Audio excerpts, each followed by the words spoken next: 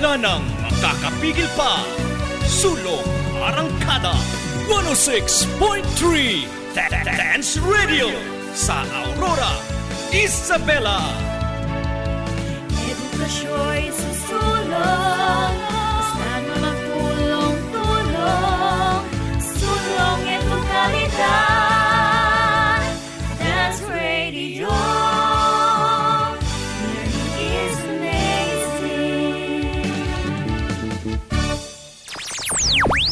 Language, Grammar, and Literature. a program that will develop your vocabulary. Comprehension. Critical and analytical skills. This is the English Learning Area. Only here on 106.3 D WDR-FM Dance Radio. Where learning is amazing. Good morning, our dear listeners, especially the grade 7 learners. This is your school on the air, and it's reading time.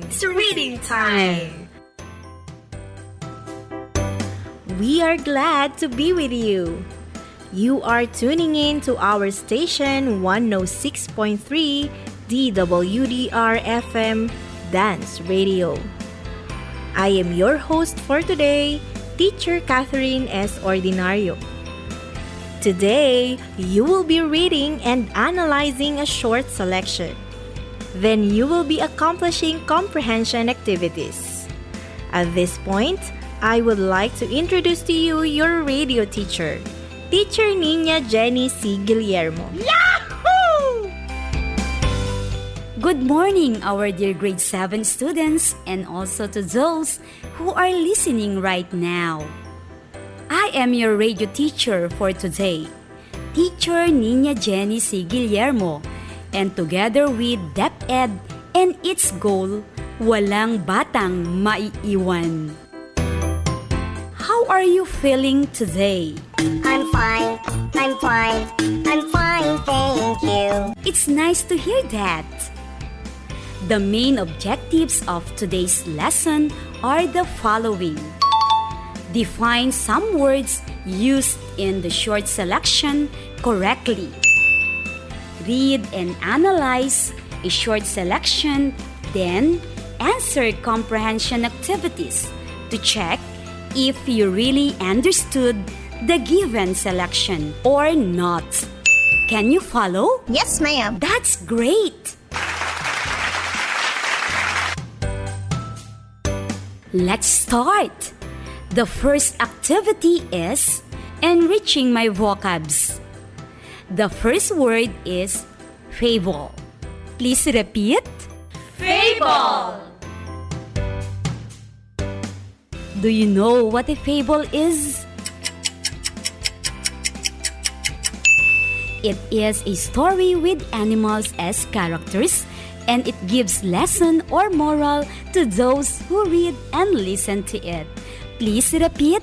Fable is a story with animals as characters, and it gives lesson or moral to those who read and listen to it.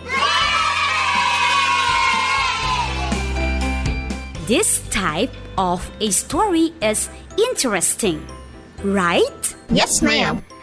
Have you already read a fable? Yes, ma'am. Kindly give me examples of a fable. The ant and the grasshopper. The monkey and the turtle. And many more. Choose the closest meaning to the next word. Let's have the word proud. Say it again. Proud. The horse is very proud of its decorative and colorful trappings. This word means A. Ashamed, B. Humbled, and C. Gratified or satisfied. The word proud means gratified or satisfied. Please repeat. Proud means gratified or satisfied. Number 3 is the word frightened. Say it again. Frightened. I am frightened seeing a walking shadow in the dark.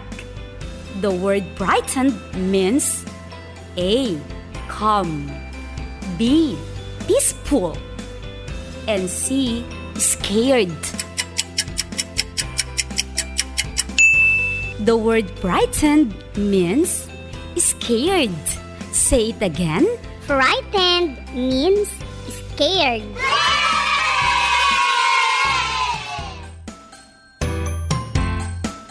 Before reading the selection, let me ask you, do you know the difference between a horse and an ass?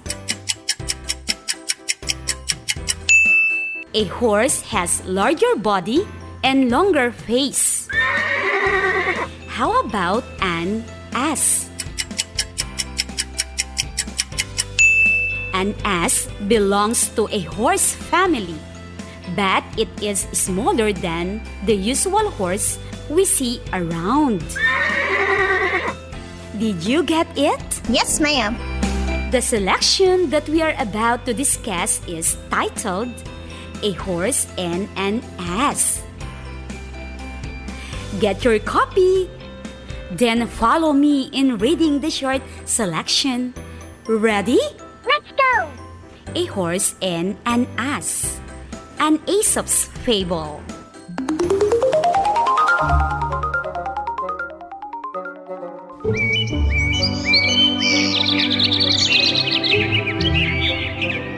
A proud pampered horse decorated with colorful trappings once met a poor, heavily loaded ass. How now, sir? Do you not see by these arms and trappings to whom I belong? And do you not understand that when I have that, the state rests upon my shoulders? Out of the way, you lazy animal, or I'll push you off the road. The frightened ass immediately moved aside with this thought in mind. What would I give to change places with that happy creature there? What do you think happened to the horse after a few months? You will get to know the answer after this short message.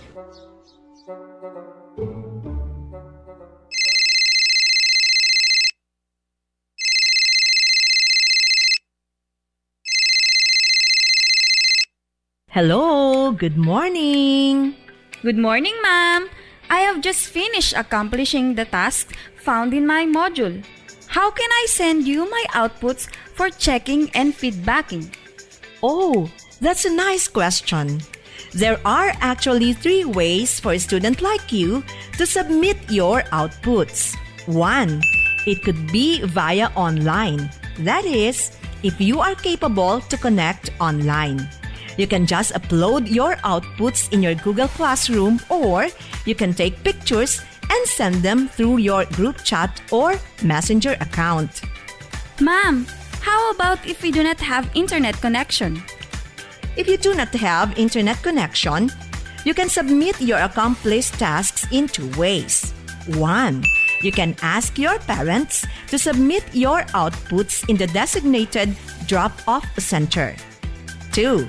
You can save your outputs if you have available flash drive, CD, or DVD at home, and submit it in the designated drop-off center in your respective barangay. Wow! It's nice to know that there are varied ways on how we can submit our accomplished task.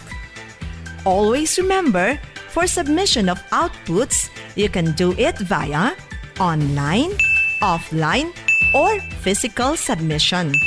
Because at Dance, we make amazing things possible.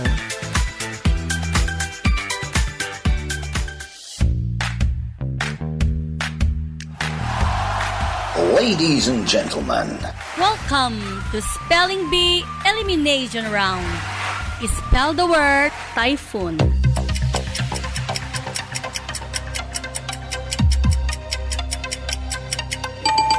Typhoon. Typhoon. F-O-O-N.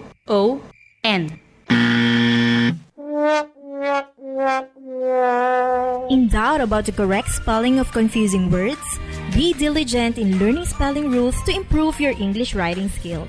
A friendly reminder from the English department, Doña Aurora National High School, and this station.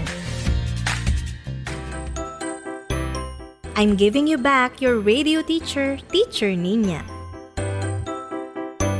I'm back. What do you think happened to the horse after a few months? Let's continue reading the story. Follow me in reading. Ready? This thought stayed in his mind until a few months later. He saw the same horse pulling a very heavy cart.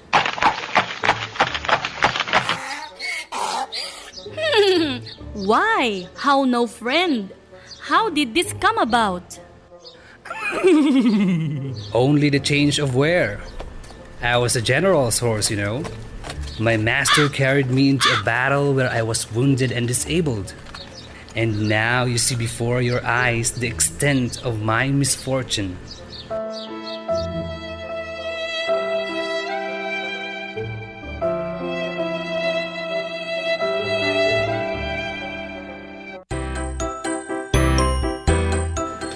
After reading and analyzing the short selection, the next activity is Let Me Know.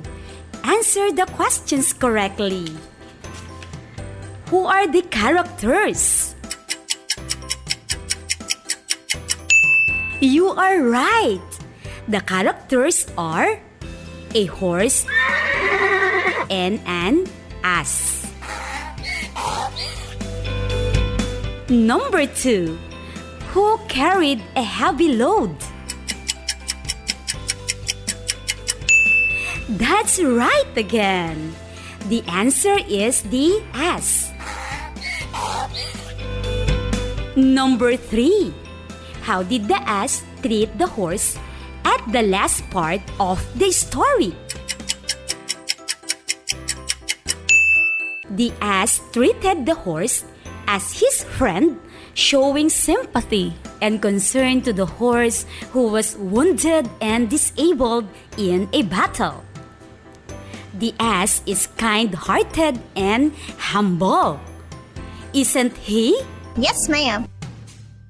Who do you think between the two characters possesses good attitude? Is it the horse or the ass? You are right. The ass possesses the qualities we should imitate. What qualities does the ass possess? He is kind, humble, and friendly. To be kind and humble is to forget what a person did against us.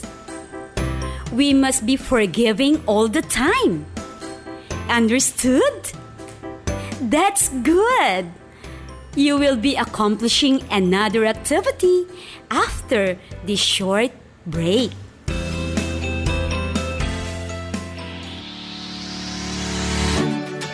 Do you encounter problems in accomplishing the different activities in your modules or learning activity sheets?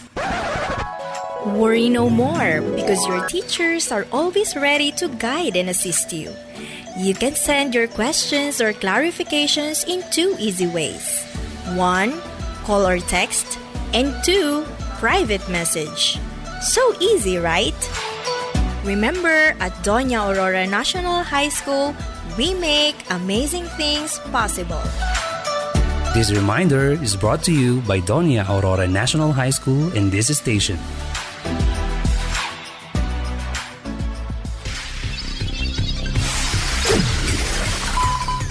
Let us widen your vocabulary. Spell the word typhoon, which means a tropical storm in the region of the Indian or Western Pacific Oceans. Typhoon.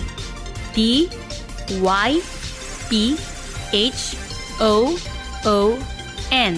Typhoon. Use it in a sentence. Use it. Use it. The Philippines is visited on the average by 20 or more typhoons every year. This vocabulary development is brought to you by English Learning Area of Doña Aurora National High School and this station. I'm back. Let me check if you really understood the short selection. Ready? Yes, ma'am. Answer the given items by writing the letter of your choice on a separate sheet of paper. Number 1. In the story, the horse was blank. A. Generous. B. Humble. C. Kind. D. Proud. Number 2. After seeing the horse with its fine form and colorful trappings, the ass blank. A. Decide to change places with the horse. B. Let the horse carry himself proudly. C. Pulled the heavy farm cart. And D. Carried the horse. Number 3. After a few months, the horse blank. Letter A. Became the general's horse. B. Became disabled. C. Became prouder. And letter D. Became the helper of the ass. Number 4. When the ass saw the horse again, he blank. A. Pitied the horse. B. Laughed at the horse. C. Carried the cart. And D. Helped the horse. Number 5. The story is all about blank. A. The proud horse who became disabled. B. The ass who became the general's horse. C. The ass who desires to take the place of the horse. And letter D. Both A and C.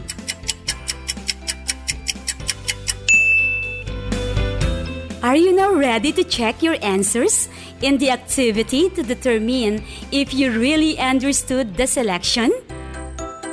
These are the answers. Number 1 is B. Proud. In the story, the horse was proud. Say it again. In the story, the horse was proud. Number 2 is letter A. Decide to change places with the horse. After seeing the horse with its fine form and colorful trappings, the ass decided to change places with the horse. Please repeat. After seeing the horse with its fine form and colorful trappings, the ass desired to change places with the horse. Number 3 is letter B. Became disabled. After a few months, the horse became disabled. Say it again. After a few months, the horse became disabled.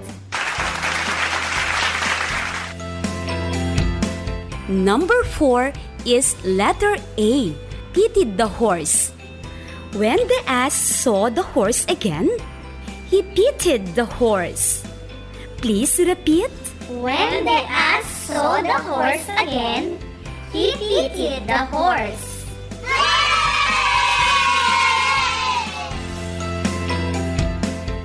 And number 5 is letter D, both A and C. A is the proud horse who became disabled, and C, the ass who desires to take place of the horse. The story is all about the proud horse who became disabled and the ass who desires to take the place of the horse. Say it again. The story is all about the proud horse who became disabled and the ass who desires to take the place of the horse.